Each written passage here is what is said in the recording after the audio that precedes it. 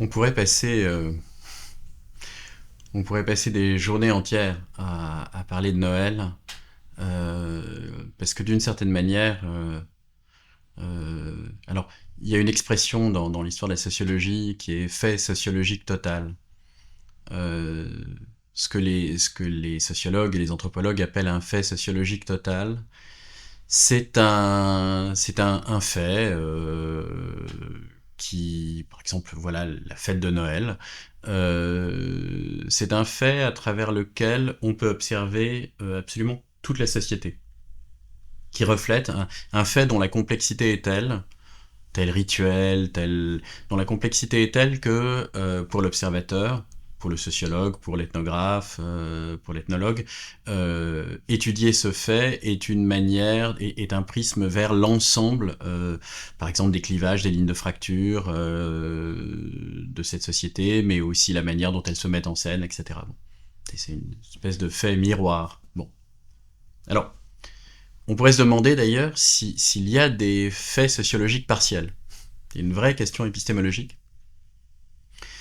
Et de la même façon, la psychanalyse, au fond, est fondée, si on y réfléchit bien, sur l'hypothèse, discutable, mais l'hypothèse que tout fait psychique est d'une certaine façon un fait psychique total. Que tout fait psychique, le moindre fait, met en jeu, au fond, toute la structure psychique de l'individu, toute son histoire.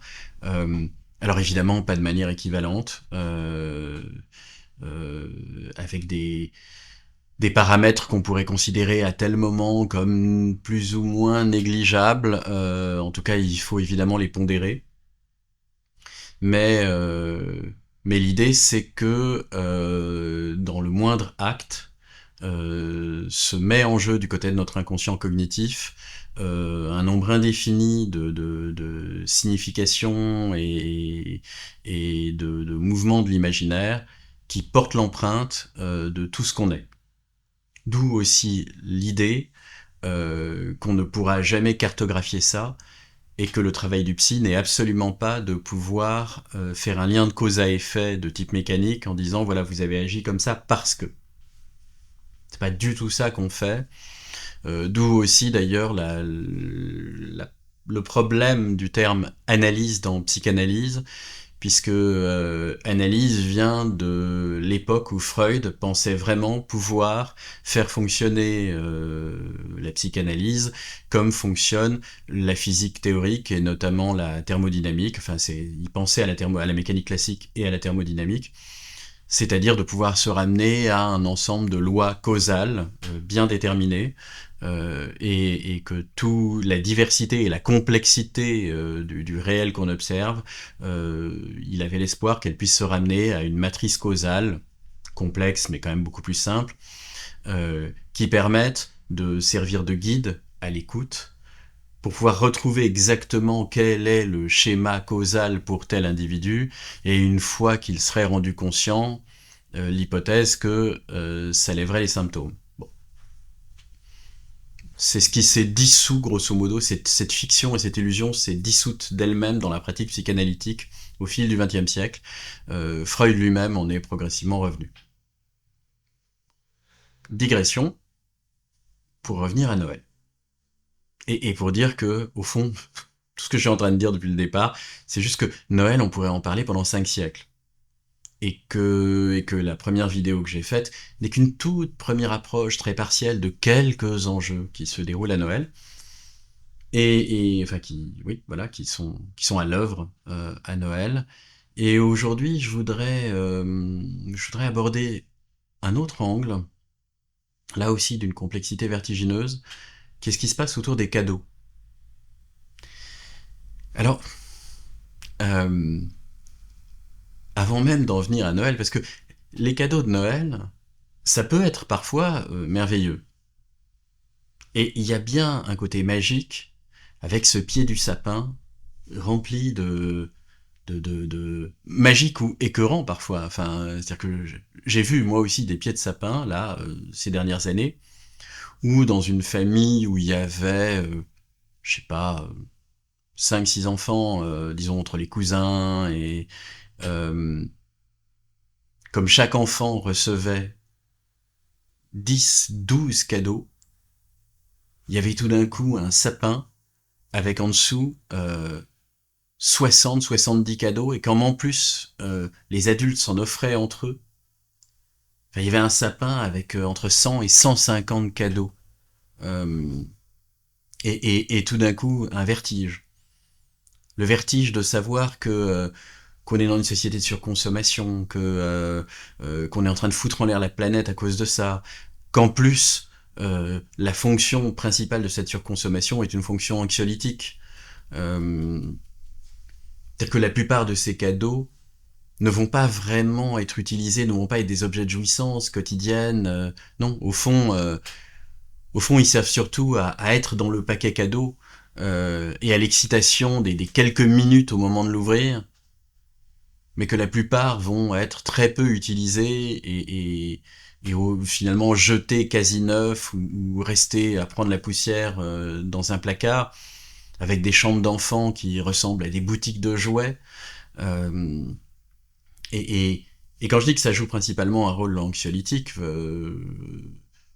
je pense que c'est le moteur principal de la surconsommation. C'est-à-dire que, d'ailleurs, à ce propos, finalement, la question écologique, c'est peut-être même pas d'aspirer à une austérité.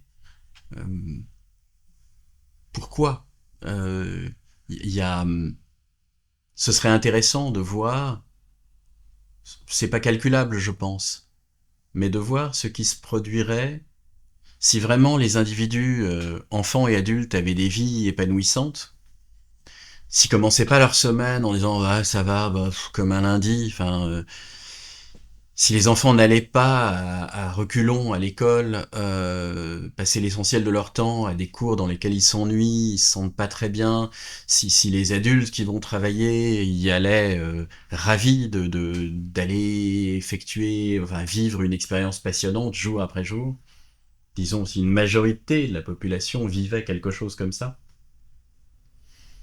quel type de relations en famille, de relations entre amis, ça permettrait, quel champ ça ouvrirait, et quelle place resterait à la consommation. euh,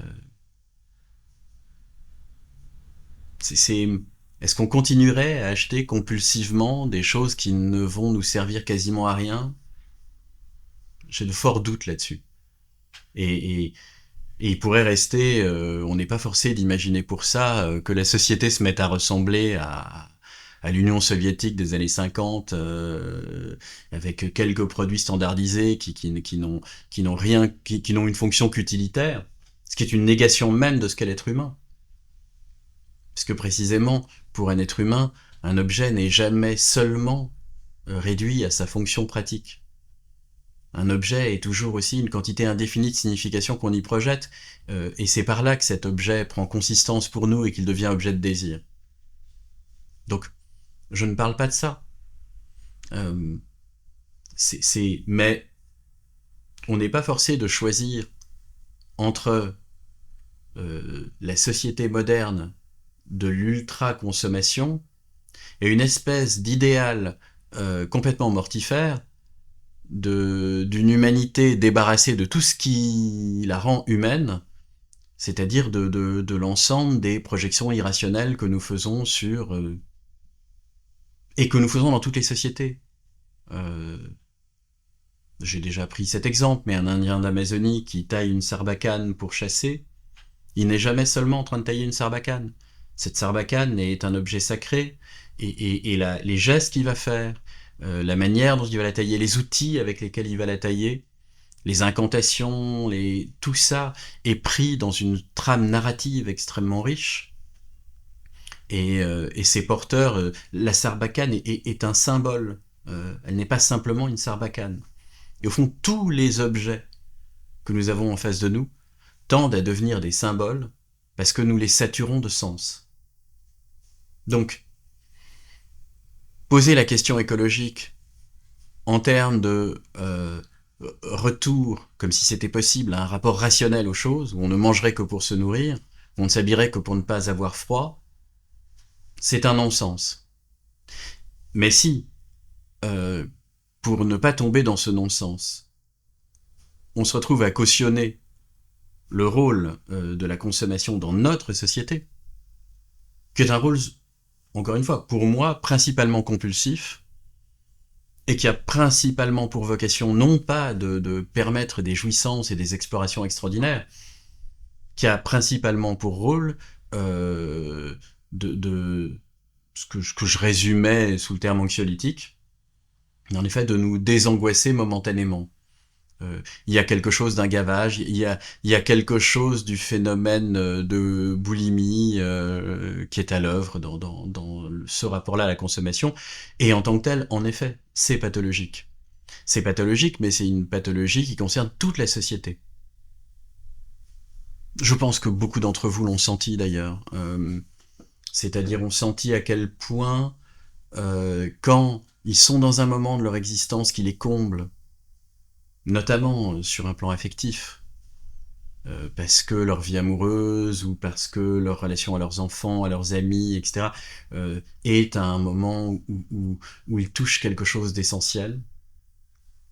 Par exemple, aussi dans des moments de vacances, dans des moments où on est en montagne, on est en train de randonner et il se passe des choses merveilleuses entre les personnes qui, ensemble, sont là. On voit bien à quel point certaines envies baissent considérablement.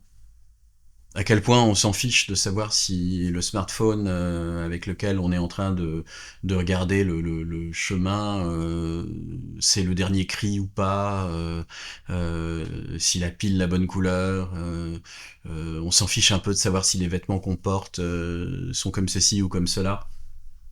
Tout d'un coup, il y a beaucoup de choses qui perdent de leur importance. Bon. Donc, je serais curieux de savoir, plutôt effectivement que de défendre une espèce de cure d'austérité d'espèces de remâchage foireux d'idéaux zen, de se débarrasser de son ego, se débarrasser de son moi, être au-dessus, de négation aussi bien de l'imaginaire que du corps, comme si on pouvait, comme si l'idéal de l'être humain c'était de se désincarner progressivement et de devenir une espèce d'être éthéré et irrationnel. Non, sans doute pas, au contraire. Paradoxalement, ma décroissance, à moi, est très hédoniste. C'est-à-dire que je pense que l'accent, il faudrait pas d'abord le mettre sur la privation et la sobriété, mais sur ce qui permet peut-être peut-être de supposer qu'on va s'organiser éventuellement différemment et créer une société où les individus soient quand même beaucoup moins en souffrance et beaucoup plus épanouis qu'ils ne le sont actuellement. Quelle serait la place alors de la consommation? Quelle serait la place des cadeaux? On verra. Mais ça, ce n'est qu'un tout petit aspect. Je tenais à l'évoquer. Mais à propos des cadeaux, et justement, ça a donc à voir avec ce que je viens de dire, avec ces enjeux symboliques. Les cadeaux, d'ailleurs, historiquement, dans l'histoire de l'anthropologie, cette question du don a été l'occasion d'un ouvrage considérable, enfin d'un ouvrage qui a eu une importance considérable, l'ouvrage de Marcel Mauss, Essai sur le don, écrit dans les années 30, si mes souvenirs sont bons, et où Marcel Mauss découvre ce qui met à mal d'ailleurs toutes les conceptions économiques de l'échange, les conceptions classiques de l'échange, où l'échange entre êtres humains serait principalement lié à des fonctions nécessaires, c'est-à-dire qu'à partir du moment où il y a une diversification des activités, il faut de l'échange. Quand dans une société il commence à y avoir des potiers, c'est-à-dire des personnes qui passent toute leur journée à fabriquer des poteries, comme évidemment elles vont pas les bouffer ces poteries, il faut bien qu'elles puissent échanger leurs poteries contre ceux qui passent leur journée à chasser ou à pêcher ou à récolter ou à cueillir. Bon.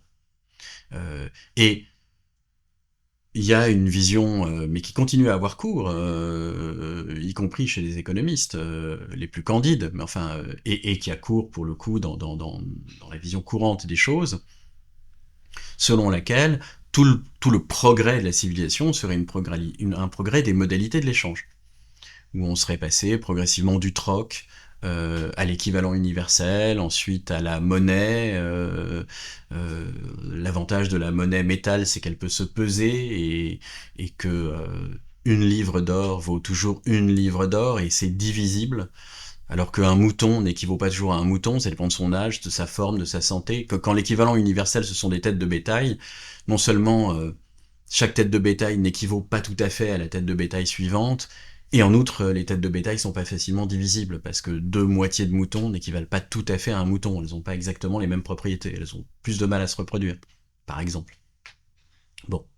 Euh, et donc de la monnaie métallique, on serait passé progressivement à la monnaie scripturale, etc. Et maintenant, on en serait à la monnaie électronique, etc. Bon, et grosso modo, toute l'histoire des sociétés ne serait-ce qu'une histoire du progrès des modalités de l'échange.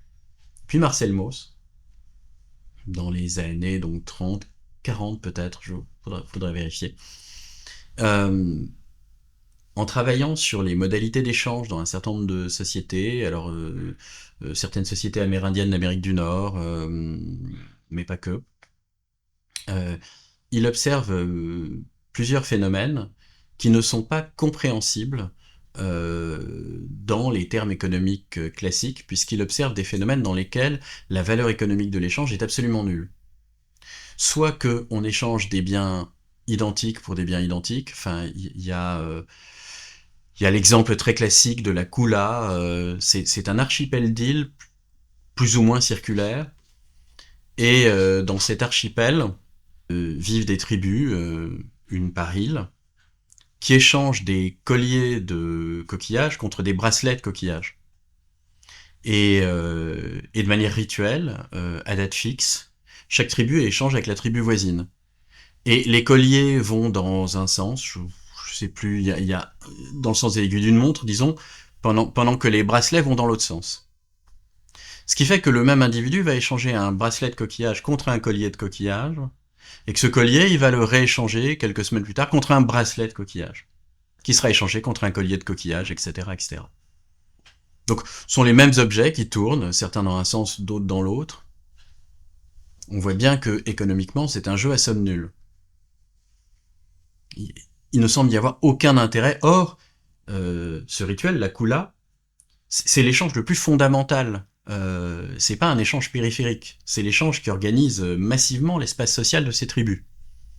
Et qu'elles échangent aussi d'autres choses, justement des produits de pêche, des outils, etc. Mais ces échanges-là sont beaucoup moins importants que l'échange apparemment inutile.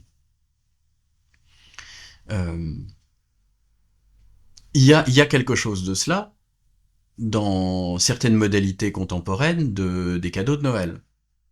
Où par exemple, on va fixer, notamment quand par exemple ce sont des cadeaux entre adultes, et que on fixe un certain montant, à peu près identique, que chacun va dépenser pour les cadeaux de tous les autres. On pourrait dire, c'est un jeu à somme nulle. Disons que si on fixe que chacun va dépenser, je sais pas moi, 10 euros par cadeau, et qu'on est 10, bon ben, pour les 9 autres, je vais faire pour 90 euros de cadeaux. Les 9 autres vont eux-mêmes m'offrir des cadeaux à 10 euros, donc vont m'offrir pour 90 euros de cadeaux. D'ailleurs, on pourrait même dire non seulement c'est un jeu à somme nulle, mais si ces 90 euros, je les avais utilisés pour choisir quelque chose qui me fait, moi, plaisir, j'aurais eu beaucoup plus de chances de tomber sur quelque chose qui en effet me satisfait. Sur les 9 cadeaux que je vais recevoir, la probabilité qu'il y en ait un sur deux, voire 3 sur 4 qui tombent un peu à côté, elle est assez forte. Donc, mais en même temps, on voit bien que on ne pourrait pas dire chacun va donner à chaque autre 10 euros, parce qu'on se retrouverait tous avec 90 euros, enfin, ça n'aurait pas de sens. Ça ne peut fonctionner que parce que la monnaie, les 90 euros, ont été divisés en 10, mais que chacun de ces 10 a été incarné dans un objet qui est lui plus ou moins singulier, et ça peut du coup jouer un rôle. Mais alors quel rôle ? Et c'est là qu'en observant la Kula, Mauss se dit, mais en fait, évidemment, l'échange n'est pas d'abord un échange d'objets matériels, il est un échange de signification. Il y a un enjeu symbolique fondamental autour de cet échange. Puis il observe d'autres modalités d'échange, des modalités dans lesquelles, par exemple, on détruit les objets. Ce qu'on appelle le potlatch dans des sociétés amérindiennes d'Amérique du Nord. Si mes souvenirs sont bons, plutôt de la côte est et au nord vers le Canada. Côte ouest, pardon. Et les chefs de guerre, les chefs de clan, quand ils reçoivent un invité prestigieux, un autre chef de clan, ils brûlent en son honneur, pour les esprits, des couvertures et des pirogues. Et le produit de semaines ou de mois de travail, qui sont brûlés. Le cadeau, c'est de détruire un objet en l'honneur de. Alors, en l'honneur. En même temps, tout ça participe à une course de prestige, où il s'agit à la fois de célébrer l'invité. En son honneur, on va brûler un certain nombre de couvertures et de pirogues, mais justement, plus on va brûler de pirogues et de couvertures, plus on va montrer sa propre puissance. Donc, cette manière d'accomplir un holocauste de pirogues et de couvertures en l'honneur de l'invité est aussi une manière de l'humilier. C'est-à-dire de, si possible, brûler plus qu'il ne pourra le faire lui quand il nous invitera dans 3 mois. Donc c'est à la fois une manière de le célébrer et de l'humilier, simultanément. Là aussi, on voit bien le lien avec le cadeau dans notre société. Qu'est-ce que j'offre quand j'offre? Oui, l'objet, mais je suis toujours en train de dire quelque chose, et pas forcément une seule chose à la fois. C'est précisément le fonctionnement de la dimension symbolique de notre rapport aux choses, fait qu'un objet représente rarement une seule chose. Il représente beaucoup de choses pour nous. Et dans une communication, donc, le don d'un objet, souvent est rempli de plusieurs messages, dont certains peuvent être tout à fait contradictoires. Donc, les cadeaux peuvent être, par eux-mêmes, l'occasion de choses très douces, ou de choses extrêmement violentes. Et violentes dans tous les sens.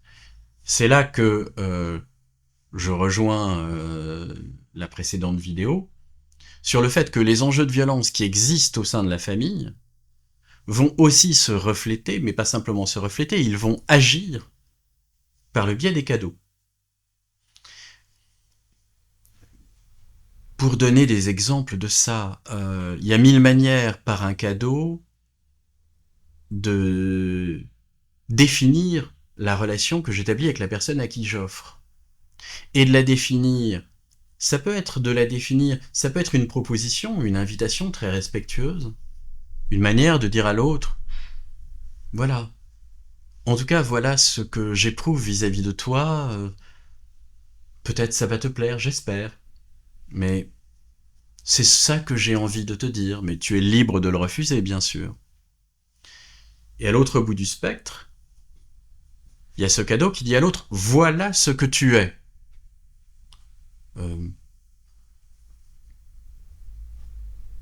D'une certaine manière,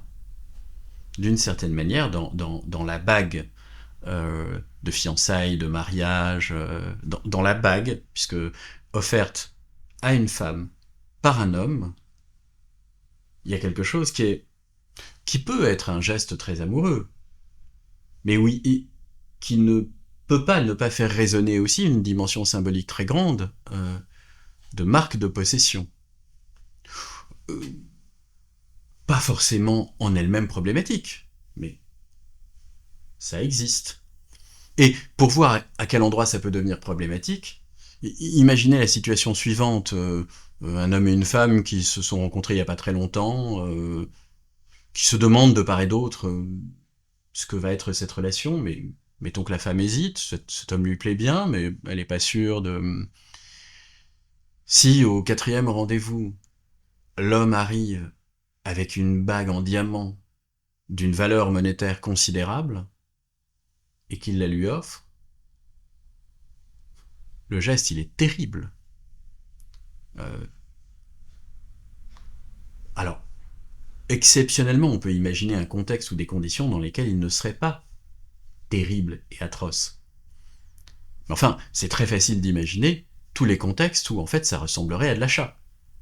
Où ce que ça mettrait en scène, c'est la version du couple, y compris du couple matrimonial, qui est de longue date de la prostitution déguisée. Je ne dis pas que tous les couples et que tous les mariages ont été cela, mais beaucoup l'ont été. Et au fond, c'est, voilà, si tu te donnes à moi, j'aurai beaucoup d'argent pour toi, voilà, j'assurerai ton confort matériel. C'est aussi ça.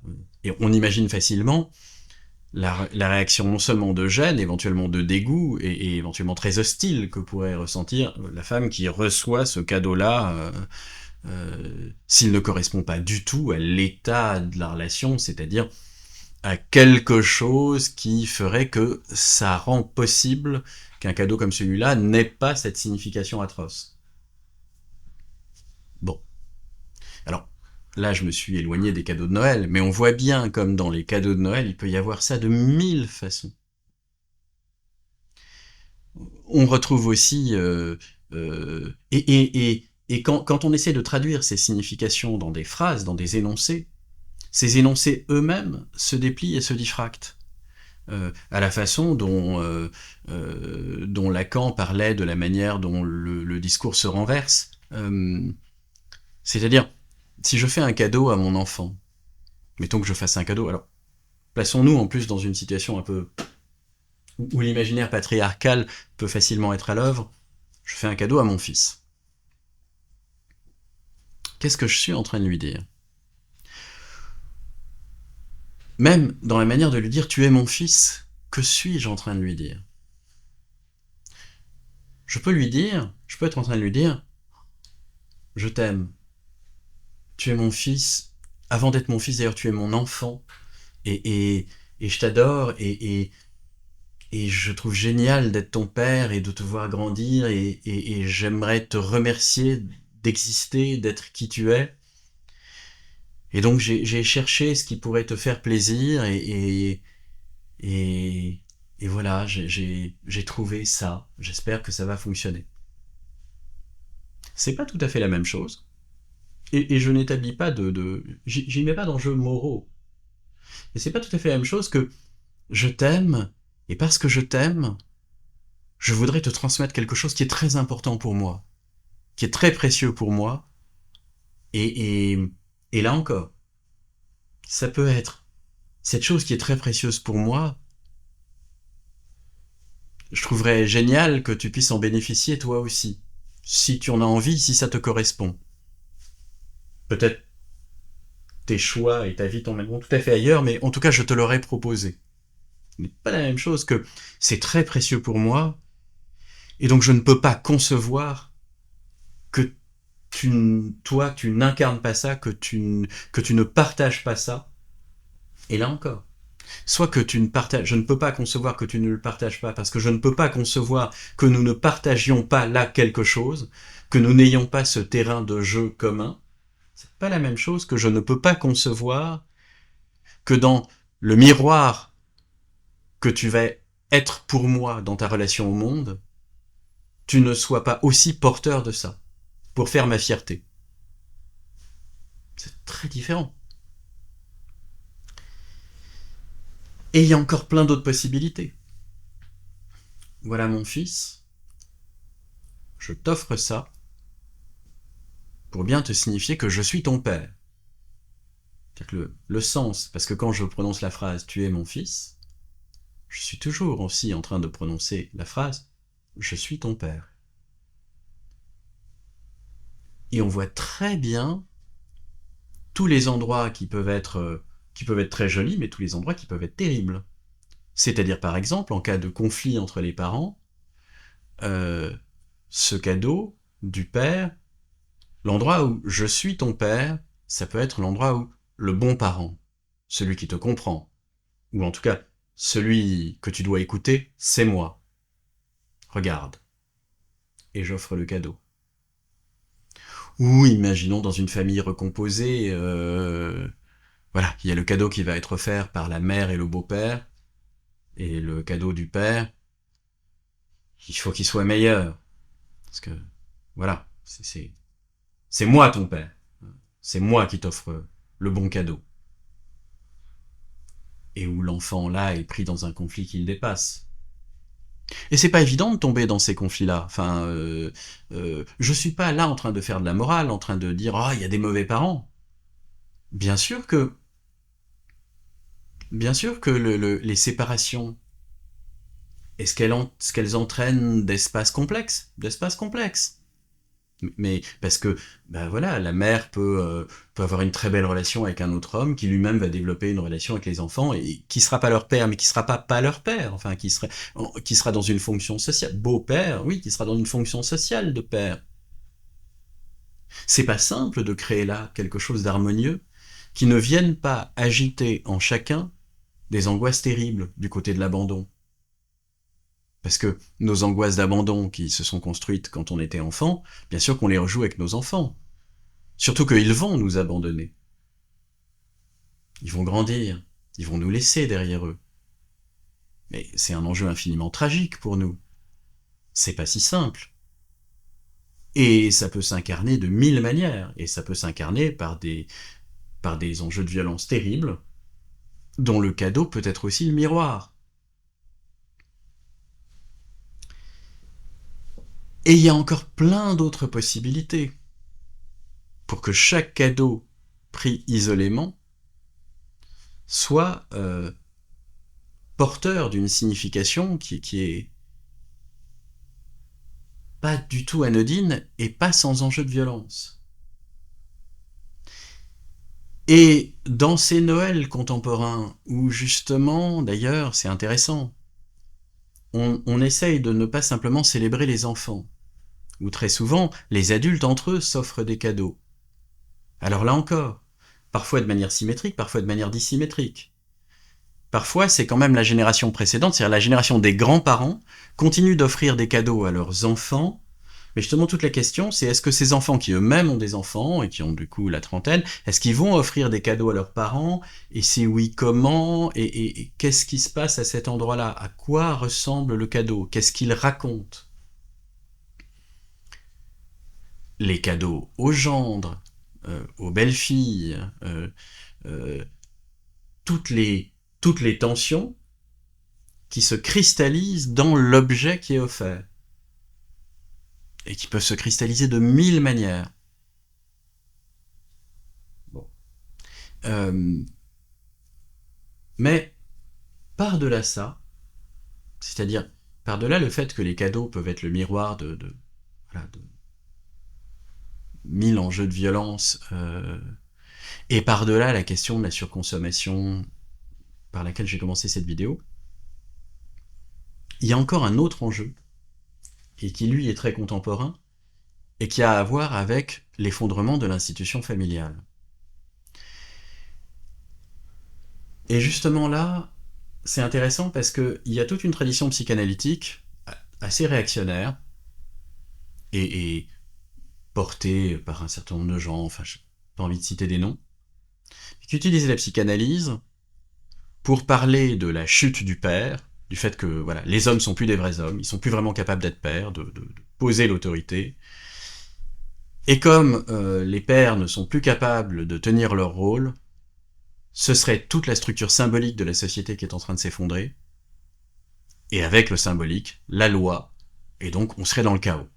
On serait dans le chaos, et le chaos, c'est le royaume du féminin, donc, dans cette tradition psychanalytique, c'est le royaume de l'inceste. De l'inceste, du meurtre, des abus dans tous les sens.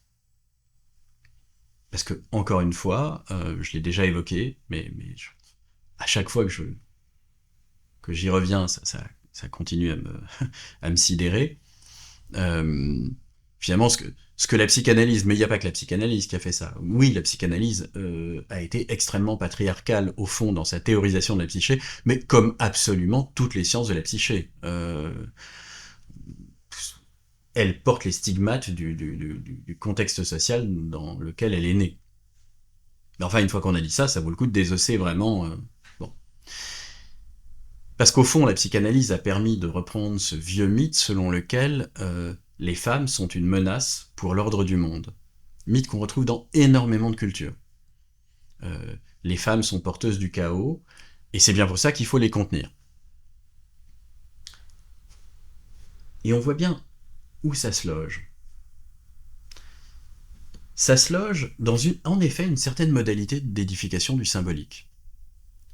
C'est-à-dire que dans une modalité, alors que j'ai envie de nommer, parce que là on entre dans des réflexions qui me sont assez propres, donc je peux pas si facilement, d'autres en ont parlé de plein de manières, mais précisément je pense qu'il y a plusieurs manières, il y a plusieurs modalités d'édification, de construction d'un symbole, et d'édification d'une trame symbolique. Et la manière que la plupart des sociétés ont d'abord mise en œuvre, celle qui semble la plus évidente, même si dans toutes les sociétés il y a eu d'autres modalités à l'œuvre, mais plus invisibles, mais la manière la plus flagrante, c'est une modalité que j'ai envie d'appeler moi archétypale, mais on s'en fout en fait, on s'en fout des noms.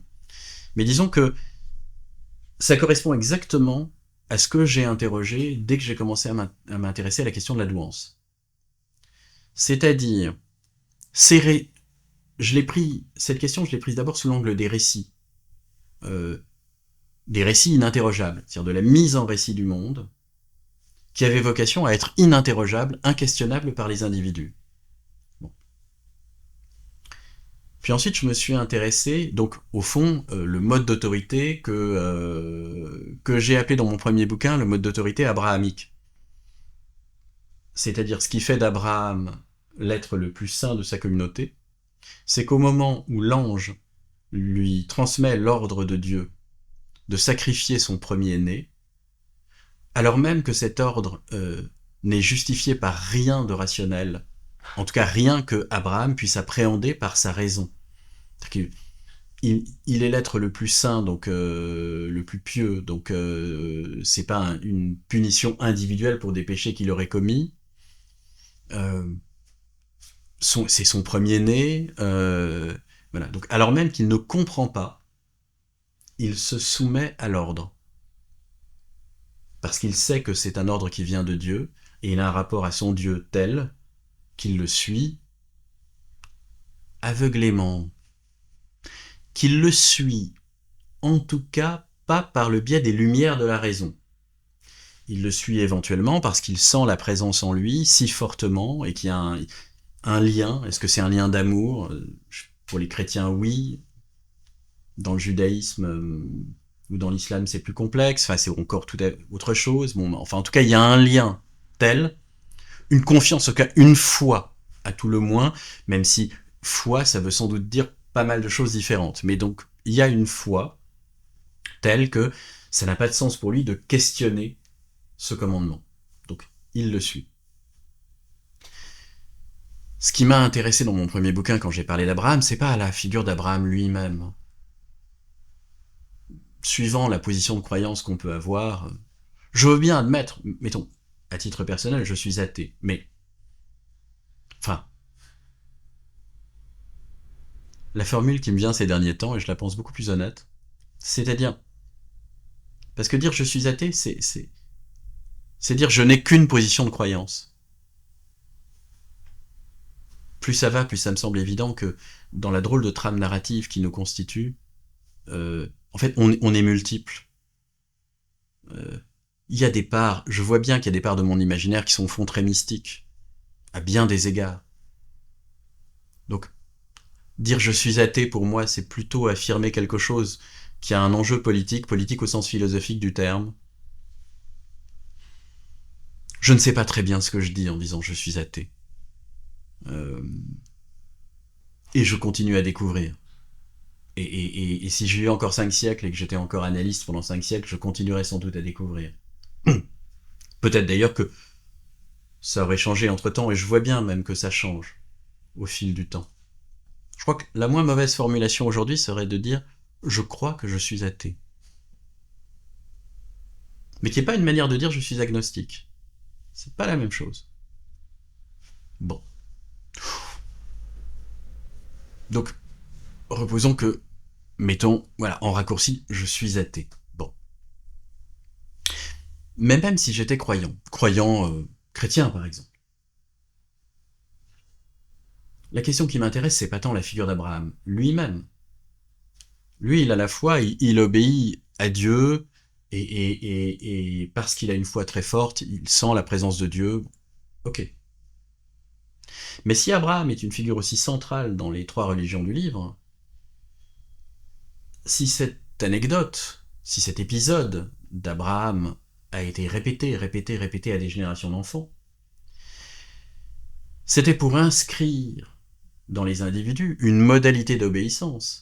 Or, une modalité d'obéissance qui n'était pas du tout une modalité d'obéissance à Dieu directement. Abraham obéit à Dieu directement, enfin, par le biais de l'ange, mais il sent la présence de Dieu et il lui obéit directement. Mais obéir à Dieu, c'est pas du tout la même chose qu'obéir au curé, ou obéir à l'imam, ou au rabbin. Pas du tout. Pas du tout la même chose qu'obéir à son père, ou à sa mère, ou au roi, ou à la figure d'autorité. Sauf à supposer que la chaîne d'autorité qui va de Dieu jusqu'à la plus petite figure d'autorité soit une chaîne tellement absolue, tellement voulue par Dieu, que chaque individu serait vraiment l'incarnation de Dieu et de la volonté de Dieu, exactement comme l'ange. Ok, l'ange est un intermédiaire, mais c'est à peine un intermédiaire. Sinon, d'ailleurs, si c'était plus qu'un intermédiaire, on tomberait dans du polythéisme. C'est pas une altérité, c'est juste l'ange est une forme d'incarnation du divin. Ouais, mais pour faire descendre ça jusqu'à la plus petite figure d'autorité dans une société, qu'elle soit chrétienne, c'est acrobatique, hein. Alors oui, il y avait des rituels qui permettaient au roi de France ou au pape de se présenter comme une incarnation du divin. Cela dit, les contingences et les caractères catastrophiques de tel ou tel roi, voire de tel ou tel pape, dont certains étaient meurtriers, avaient des maîtresses, enfin, etc., ça créait quand même une certaine distance vis-à-vis de... Voilà, c'était pas des anges, précisément. Et donc, en enseignant le mode d'obéissance abrahamique, dès lors qu'il ne s'agit pas d'obéir à Dieu directement, par le biais de la foi, mais qu'il s'agit d'obéir à la figure d'autorité de cette manière absolue, sans questionner la logique de l'autorité, ce qu'on transmet, au passage, c'est assez amusant, c'est la négation exacte du geste d'Abraham. Finalement, ce qu'on transmet, c'est l'adoration des idoles. C'est exactement ce que Moïse, en redescendant du Sinaï, va détruire. Et pourtant, ce mode d'autorité, qui est l'adoration des idoles, a utilisé comme vecteur les institutions ecclésiastiques du christianisme et les institutions religieuses de toutes les, enfin, des autres religions du livre. Bon. Ce qu'on a transmis aux enfants, aux individus, c'est un mode d'autorité qui se soumet inconditionnellement. C'est pas par hasard si, dans une réflexion sur l'intelligence, j'avais parlé de cette manière de construire l'autorité, parce qu'évidemment, au fond, on fabrique des crétins. Ce qu'on ne développe pas, c'est une autonomie de réflexion. Et j'avais centré cette réflexion autour de la notion de récit. En fait, on pourrait tout aussi bien la centrer autour de la notion de symbole. Le récit, c'est la trame narrative, disons, qui se déroule dans le temps, avec une intrigue, ce sont les mythes, tels qu'ils se transmettent. Et les symboles, c'est plutôt une lecture un peu verticale, disons poétique. C'est tel objet ou telle cérémonie dont la densité de signification, c'est pas pris dans une trame narrative diachronique qui se déroule dans le temps. C'est ici, à cet instant, tel symbole a une densité de signification verticale qui nous élève vers quasiment tout l'ordre social, et potentiellement la volonté de Dieu. Et donc, apprendre la soumission inconditionnelle au symbole, son incorporation dans la psyché individuelle.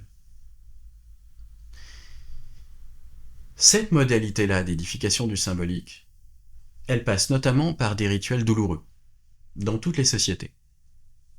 Ça rejoint quelque chose que j'ai évoqué dans la vidéo sur la musique, sur le fait que dans toutes les sociétés, les modalités d'apprentissage qui sont privilégiées dès lors qu'on est dans des apprentissages qui ont pour vocation d'inscrire l'individu dans un certain statut social et pas simplement de transmettre des connaissances, sont des modalités qui passent principalement par la souffrance. Les rituels d'initiation passent presque exclusivement par la souffrance. Les apprentissages qui passent principalement par le plaisir, donc par le désir de l'individu, sont les apprentissages les plus fondamentaux, la marche, la parole, dans à peu près toutes les sociétés. Mais dès lors qu'il s'agit d'inscrire l'individu dans un statut social, on va passer par la souffrance, par l'effort pénible, alors même qu'il y a une déperdition cognitive monumentale. Grosso modo, je suis en train de dire que c'est pour ça qu'on n'apprend quasiment rien à l'école, comparé à nos facultés cognitives réelles. On apprend beaucoup plus vite quand on a envie, quand c'est le bon moment pour nous, etc. Mais ça suppose un rapport de désir, un rapport singulier, un rapport de jouissance. Et biologiquement, notre cerveau il est fait de telle manière que les canaux de la souffrance et les canaux du plaisir sont assez distincts et ne produisent pas les mêmes effets. Les canaux de la souffrance, dès lors que c'est une souffrance assez aiguë et qu'on s'approche du trauma, créent des rigidifications psychiques. Des rigidifications... Alors, par rigidification psychique, j'entends quelque chose de très complexe. C'est aussi des rigidifications de circuits corporels. Et je ne vais pas rentrer dans les détails, mais on comprend mieux pourquoi c'est l'instrument privilégié par quasiment toutes les sociétés, quitte à ce qu'il y ait une déperdition dans l'apprentissage, une déperdition cognitive, enfin, voilà. Mais au fond, l'important, c'est pas tellement que les individus deviennent extrêmement performants, non. C'est qu'ils deviennent ce qu'on veut qu'ils deviennent. Et pour ça, on passe par des rituels douloureux, par de la souffrance, par, au fond, du trauma. C'est avancé là de manière un peu dogmatique, c'est une hypothèse. C'est une hypothèse assez forte pour moi, en tout cas. Je la développerai beaucoup plus longuement dans d'autres contextes, et notamment par l'écrit. Et puis d'une certaine manière, je ne cesse de la développer de vidéo en vidéo. Et cette modalité d'édification du symbolique, elle suppose en effet l'inscription d'enjeux de terreur au sein même du fonctionnement des institutions, à commencer par l'institution familiale. La possibilité de l'abandon, la possibilité de la violence physique, la possibilité de la mise à mort de l'enfant par le parent ou de l'épouse par le mari, sont des possibilités qui sont très structurelles dans l'ensemble quasiment des sociétés. Et c'est bien pour ça qu'il y a quelque chose d'étourdissant dans le fait de retirer au père le fait d'être l'ogre ou le croque-mitaine. Et évidemment, tant mieux. Je plains ces générations de pères qui ont été coincés là. Je les plains. Oui, je les plains. Et ils me font horreur aussi dans les serial abuseurs qui sont devenus. Bon. Mais, en même temps, quand toutes ces structures s'effondrent, en effet, une certaine symbolique s'effondre. Et c'est aussi pour ça que les rituels d'aujourd'hui, le mariage, mais Noël, c'est aussi pour ça que le sapin, d'une certaine manière, il ne ressemble plus à rien. Parce que quand il y a un ordre qui tient, qui est véhiculé par chaque individu, alors effectivement, les cérémonies ont encore un caractère sacré par elles-mêmes, par l'ordonnancement bien réglé du rituel. Et les enjeux de terreur ne sont pas les seuls. Ils sont importants, mais ils permettent précisément aussi des effusions. De manière dialectique, plus l'ordre est maintenu solidement, plus on peut se permettre en son sein des espaces qui vont fonctionner comme des espaces catharsiques, où le rapport va s'inverser. Ou par exemple, voilà, on va avoir une fête matriarcale au sein d'un patriarcat. Et où il va y avoir effectivement une magie. La magie de Noël est le pendant du croque-mitaine. C'est d'ailleurs au fond le même personnage. C'est-à-dire que, et c'est bien pour ça d'ailleurs qu'il y a cette ambiguïté de le Père Noël va récompenser les enfants sages. Parce qu'au fond, c'est ce même personnage à deux faces. Si on désobéit, il est terrible. Il est l'ogre, il est le croque-mitaine, il va nous dévorer, il va nous manger, il va nous punir, il va au fond, symboliquement, imaginairement, nous mettre à mort. Si on lui obéit, mais alors il est protecteur. Il est protecteur et il dispense ses cadeaux.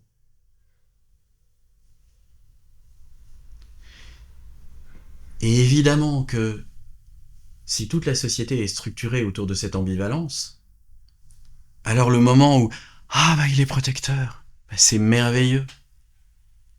La magie qui est là, elle s'alimente du fait que tout d'un coup la terreur est suspendue. Que il y a quelque chose comme une résurrection, justement, comme une rédemption. Et en même temps, on sait que c'est un moment clos, qu'on va rebasculer dans quelque chose de terrible. Quand les pères cessent d'être des croque-mitaines, quand ils jouent avec leurs enfants, quand ils sont au contact de leur propre enfance, quand ils sont au contact de leurs émotions, quand ils ne terrorisent plus leurs épouses. Parce que l'autorité que le père avait sur l'enfant tenait beaucoup aussi à la peur que la mère avait du père. Ce qui marchait dans la phrase « Je vais le raconter à ton père quand il va rentrer », ça marchait parce que dans le corps même de la mère, il y avait de la peur. La peur de la colère du père, de la colère vis-à-vis de l'enfant, mais vis-à-vis d'elle aussi.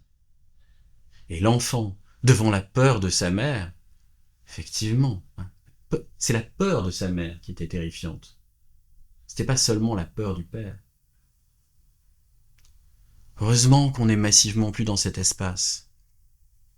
Heureusement. Mais enfin, en même temps, du coup, observons tout ce qui se disloque. Parce que on est très content de ne plus être dans cet espace, mais on a beaucoup de mal à accepter l'inconfort dans lequel ça nous plonge. Et effectivement, les pères ont déserté ce champ de bataille. Mais pourquoi faudrait-il que la famille soit le lieu d'une guerre, soit le lieu fondamental d'une guerre? Alors ça a été théorisé. Ça aussi. Parce que si la femme est la source du chaos, c'est bien parce qu'elle est éternellement enfant. Et que l'enfant serait fondamentalement le chaos et le désordre. L'enfant serait un être sauvage. Empli de pulsions terrifiantes et catastrophiques. Donc il faut le discipliner, il faut le mater. Heureusement qu'on n'est plus dans cet espace.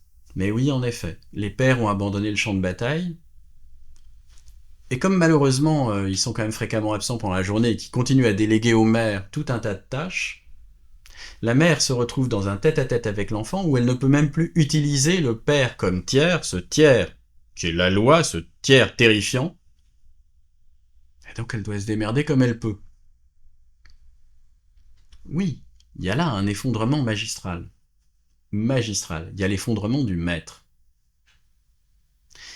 Est-ce que ça nous plonge nécessairement dans le chaos ou dans l'inceste ou dans la catastrophe? Pas nécessairement. Ça dépend quel sens on accorde au mot catastrophe. Parce qu'il a toujours existé d'autres modalités d'édification du symbolique, d'autres possibilités de créer quelque chose qui est de la cohérence, qui est de l'ordre, qui soit, et à mon sens, infiniment plus respectueuse de chacun. Mais ces autres modalités, elles sont pas faciles à apercevoir parce qu'elles ont été invisibilisées. Je m'étendrai là-dessus. Et pour en revenir à Noël, il y a bien quelque chose là qui en effet résonne dans la perte de la magie du sapin, dans la perte de la magie de la cérémonie, dans cette perte de magie des rituels. Et ce qui va se passer là dans quelques jours, le 24 et le 25, c'est aussi que on va tous courir après quelque chose qu'on n'arrive pas à attraper, qu'on n'arrive plus à attraper. Et ça peut se revoir sous le prisme des cadeaux. Soit les cadeaux entrent dans une signification rituelle préétablie, à laquelle les individus adhèrent très activement, mais pour tout ça, il faut un certain ordre du monde. Et alors, ils sont magiques, et il n'y a pas besoin de 15 cadeaux, justement. Soit on recrée du sacré autrement. Mais c'est quoi recréer du sacré autrement? C'est pouvoir faire du cadeau un acte sacré entre celui qui offre et celui qui reçoit, celui qui cède. Pouvoir faire du cadeau l'incarnation momentanée d'une très belle relation, d'une relation ouverte et extrêmement respectueuse. Pouvoir faire du cadeau non pas une assertion, mais un point d'interrogation. Faire du cadeau une invitation qui peut se refuser. Au fond, il y a dans le cadeau, dans la possibilité d'offrir autrement, exactement les mêmes questionnements qu'autour de la question du consentement. Qu'est-ce que c'est proposer à l'autre? Qu'est-ce que c'est une proposition qui peut se refuser? Qu'est-ce que c'est une proposition qui intègre dans le geste même la possibilité, la nécessité même d'une réponse de l'autre, qui va forcément dire aussi non, qui va dire non, pas comme ça, et ça se transforme. Et qu'est-ce que c'est un cadeau qui est co-créé, au fond, dans cet aller-retour? Qu'est-ce que ça suppose de mise en relation des deux individus à partir d'une symétrie fondamentale, par-delà les dissymétries importantes qui ont leur place, notamment dans le fait que l'un est un parent, l'autre est un enfant. Mais ce sont aussi deux êtres humains qui vont mourir un jour et qui s'aiment et où l'un des deux pose un geste par rapport à l'autre. Soit on arrive à entrer là-dedans et on peut recréer du sacré et du symbole, mais dans des modalités complètement différentes, où le symbole est co-créé et il est co-créé en permanence. Soit on se retrouve dans cet espace intermédiaire dans lequel on est maintenant, où les relations n'ont que très rarement cette qualité, même entre parents et enfants. Encore moins entre frères, sœurs, cousins, ou entre amis. Malheureusement, c'est très rare. Et où on se retrouve, et c'est là qu'il y a une cruauté terrible, on se retrouve quand même très souvent dans le fait que le cadeau, faire un cadeau devient un fardeau parce qu'il n'y a aucun objet qui sera satisfaisant. On se retrouve vraiment, ouais, qu'est-ce qui va lui faire plaisir? Et on ne sait pas. Parce que la finalité du cadeau, ça devrait pas être qu'est-ce qui va lui faire plaisir. La finalité du cadeau, ça devrait être comment incarner quelque chose d'essentiel de cette relation. Mais s'il n'y a pas l'espace pour ça, ça devient, bon, qu'est-ce qui va lui faire plaisir autour de, alors 10 euros, 15 euros, 20 euros, 30 euros, 50 euros? Qu'est-ce qui lui ferait plaisir? Et on se retrouve dans cette absurdité que, en effet, la manière la plus efficace de répondre à cette question, c'est encore de demander à l'autre. Et donc, la magie se perd, on descend encore d'un cran. C'est-à-dire, on demande à l'autre, bon bah écoute, pour à peu près 50 euros, tu choisis quoi dans le catalogue? Ah bah je veux ça. Non, ça c'est un peu cher. Bon alors ça. Bon ok. Et alors, pour descendre encore d'un cran dans la magie, bah on file à l'autre une enveloppe avec 50 euros. Puis voilà, démerde-toi. Et au fond, on est presque au bord de ça. Au bord d'espace où on va se filer tous des bifetons. Et finalement, d'ailleurs, on va recevoir à peu près le même nombre de billets que ceux qu'on a filés. Oui, Noël en est là aujourd'hui. Quelque chose d'une magie s'est perdu, irrémédiablement. Heureusement, étant donné ce qui permettait à cette magie d'opérer. Même s'il y avait aussi des choses magnifiques dans cette magie. Le défi pour moi, et c'est un défi politique majeur, c'est d'arriver à toutes les échelles, aussi bien l'échelle du tête-à-tête avec les gens qu'on aime, du tête-à-tête dans le cabinet, à avec des gens qu'on aime, que à l'échelle des institutions, des micro-institutions comme la famille, l'amitié,